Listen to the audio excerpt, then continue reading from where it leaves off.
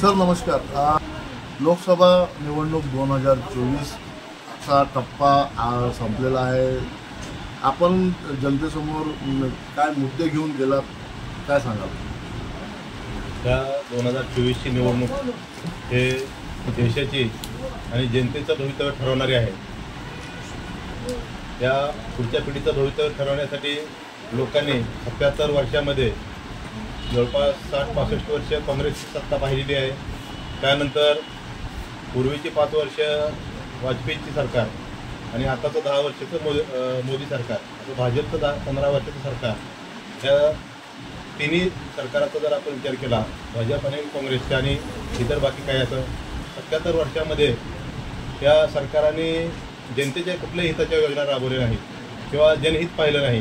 त्यामुळे देशामध्ये बेरोजगारी, भ्रष्टाचार, महागाई हे मोठ्या प्रमाणात वाढलेली आहे। आणि हे मुद्दे घेऊन या मुद्द्याच्या आधारित खऱ्या अर्थानं जर जनतेला या पुढच्या काळामध्ये आपला फ्युचरचा देशाचा विकास घडवायचा असेल तर बहुजन समाज पार्टीच्या राष्ट्रीय अध्यक्षा बहन मायावतीजींनी उत्तर प्रदेशमध्ये 4 वेळेच्या पद्धतीने जनकल्याणकारी सरकार चालवलं। त्या पद्धतीचं सरकार या देशामध्ये पाहिजे आणि त्यामुळं बहन मायावतीजी यांना पंतप्रधान करण्यासाठी या ठिकाणी बहुजन समाज पार्टीचा उमेदवार या नात्याने मी जनतेसमोर आम्ही मुद्दे मांडतो। सर आपले जे मुद्दे आहेत त्याच्यानंतर इथे धाराशिवमध्ये पाहिले की खूप सारी समस्या आहे, म्हणजे रस्त्यांचे विकास नाही।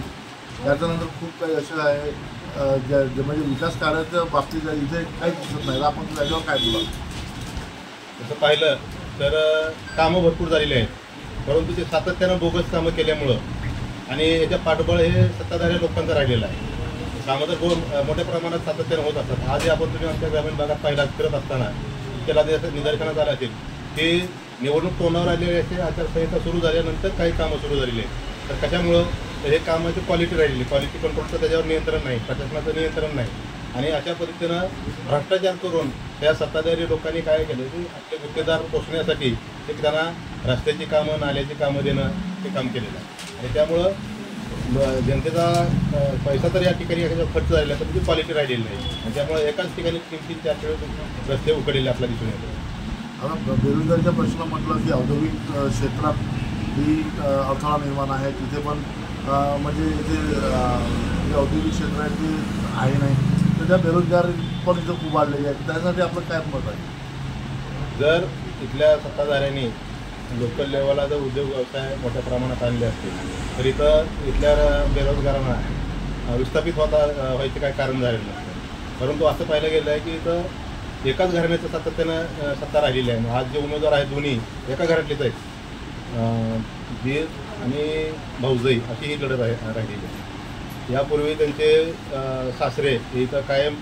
मंत्रिमंडळामध्ये 4-4, 5-5 त्यांच्याकडे पोर्टफोलिओ असायचे आणि त्यावेळेपासून आजपर्यंत या ठिकाणी कुठलाही मोठा उद्योग आहे एवढंच नाही तर इथले असलेले उद्योग त्यांनी बाहेर घेऊन गेलेले आणि त्यामुळे इथं खऱ्या अर्थानं बेरोजगारी मोठ्या प्रमाणात वाढायचं कारण केलं। मागासवर्गीयाला कसं पाहता तुम्ही? तर मागासवर्गीय हे एक म्हणजे खूपच मागं राहिलेली आहे। त्यांना काही शिक्षण नाही, काही म्हणजे रोजगार नाही, त्यांना एकदम डावललं जातं। काय सांगायचं होतं? हे तर जवळपास भारत स्वतंत्र झाल्यानंतर भारतीय राज्यघटनेमध्ये विश्वरत्न बाबासाहेबांनी सगळ्या समाजाला म्हणजे SC, ST, OBC असेल प्रत्येकाला हक्क अधिकारी मिळवून दिले। परंतु शासन प्रशासनानं या जे काही घटनेमधले अधिकार जनतेपर्यंत डिलिव्हर करायला पाहिजे, द्यायला पाहिजे, ते पोचू दिलेले नाहीत। त्याला कारणीभूत फक्त आता BJP सरकारच नाही तर हे काँग्रेस सरकारसुद्धा त्याला मूळ त्याच्या पाठीमागचं कारण घटनेमध्ये आरक्षण दिलेलं आहे SC, ST, OBCना आणि ते आरक्षणसुद्धा आजपर्यंत 100% भरलं गेलेलं नाही, कायम बॅकलॉग भरत ठेवत आलेले होते। आणि ज्यावेळेस आता लोक जागृत व्हायलेले आहेत शिक्षणाच्या माध्यमातून त्यांच्या लक्षात आलं की SC समाजाची प्रगती झालेली आहे, ती कशामुळे झाली तर राखीव जागामुळे। मग आपणही राखीव जागा मागितल्या पाहिजे आणि ही जागृती जेव्हा OBC समाजामध्ये इतर समाजामध्ये निर्माण व्हायची, आज मराठा समाजाला आरक्षण मागायला आहे, EWSच्या माध्यमातून ओपनला सुद्धा आरक्षण मिळालं आहे। परंतु काँग्रेसनं एक सुरुवात केली की हे आरक्षणच कसं नष्ट करायचं आणि त्यांनी खाजगीकरणाचं धोरण अवलंबलं। खाऊजा ज्या पद्धतीनं आणलं ते धोरण हे राजीव गांधीच्या काळामध्ये त्या ठिकाणी राबवलं गेलं। त्याचा परिपाक असा झाला की हळूहळू शासकीय जे काही मोठमोठे हे होते उद्योग होते, नोकरीच्या संधी होत्या, त्या संपुष्टात आलेले आहेत. आणि BJPचं सरकार आल्यानंतर त्यांनी तर पूर्ण शासकीय सगळे काही मोठे मोठे प्रोजेक्ट ते विकूनच टाकले. BSNL आहे, रेल्वे आहे, सगळ्याचं खाजगीकरण करून टाकल्यामुळे खऱ्या अर्थानं आज नोकर भरती जवळपास बंद झाली आहे.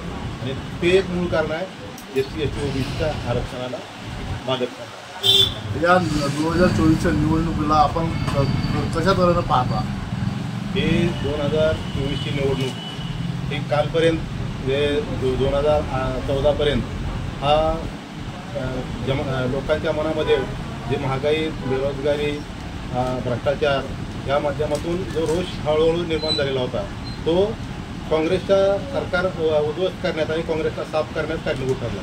परंतु 2014ला मोठ्या अपेक्षेने ज्या लोकांनी BJPचं सरकार बनवलं, या सरकारनं तर ह्या काँग्रेसचे सर्व रेकॉर्ड मोडले आणि आज त्यांच्यापेक्षा 4 पट 5 पट मोठ्या प्रमाणात हा सगळ्या गोष्टी म्हणजे भ्रष्टाचार असेल, महागाई असेल, बेरोजगारी असेल, ह्या सगळ्या गोष्टीचा त्यांनी आपल्याला त्या लोकांना त्याचा फटका बसत आहे. आणि त्यामुळं ही लोक आता मोदी सरकारच्या विरोधात आणि काँग्रेसच्या विरोधात आहे तिसरा पर्याय या ठिकाणी शोधत आहे.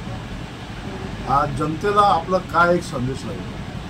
जनतेला माझा असा संदेश आहे की आजपर्यंत 77 वर्षाच्या कालखंडामध्ये आपण काँग्रेसचं सरकार अनुभवलं आहे, BJPचं सरकार अनुभवलं आहे. आणि या दोन्ही सरकारांनी देशाची आणि जनतेची या ठिकाणी पिळवणूक आणि लूट केल्यामुळं देश आज देशोधडीला लागलेला आहे. त्यामुळं या दोघांनाही दगडापेक्षा वीट म्हणून परत काँग्रेसला स्वीकारण्यापेक्षा बहुजन समाज पार्टीच्या राष्ट्रीय नेत्या बहीण मायावतीजी यांनी 4 वेळेस जे सरकार उत्तर प्रदेशमध्ये चालवलं त्याचा अनुभव आपल्या पाठीशी आहे. त्या ठिकाणच्या ज्या पद्धतीने योजना बहीण मायावतीजीने राबवल्या, सरकार ज्या पद्धतीने राबवलं त्या पद्धतीचं सरकार आज आपल्या देशाला अपेक्षित आहे. आणि आज बहुजन समाज पार्टी या देशातला तिसरा राष्ट्रीय पक्ष जो की कुठल्याही भ्रष्टाचाराच्या किंवा कुठल्याही याच्यामध्ये अडकलेला नाही. आपण पाहिलं इलेक्ट्रॉल बॉन्डच्या माध्यमातून BJP आणि इतर 25 पक्ष, काँग्रेस, आप हे सगळे जे काय म्हणते त्या सगळ्या पक्षांनी इलेक्ट्रॉल बॉन्डच्या माध्यमातून मोठमोठ्या भांडवलदाराकडून उद्योगपतीकडून पैसा घेतला. म्हणजे हे भांडवलदाराच्या बळावर चालणारे पक्ष आहेत. पण बहुजन समाज पार्टीनं मात्र कुठल्याही उद्योगपतीकडून किंवा भांडवलदाराकडून 1 रुपया नाही पैसाही त्या ठिकाणी पार्टी चालवण्यासाठी घेतलेला नाही. पार्टीची चालती आज 3ऱ्या नंबरची पार्टी बनलेली आहे. ती फक्त आणि फक्त जनतेच्या पैशावर, कार्यकर्त्याच्या बळावर या ठिकाणी चालते. त्यामुळं जनतेनं आणि लोकांनी या आजपर्यंत जो कारभार पाहिला तो जो काँग्रेसनं सरकार होतं ते त्यावेळच्या भांडवलदाराच्या हितासाठी चालत होतं. आजचं जे सरकार आहे ते अदानी अंबानी ते काही 4-5 मोठी उद्योगपती आहेत त्यांच्या बळासाठी चालतं.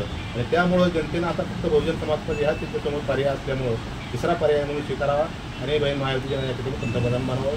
त्याच वेळेस खऱ्या अर्थाने या देशाचा विकास आणि उद्धार होणार.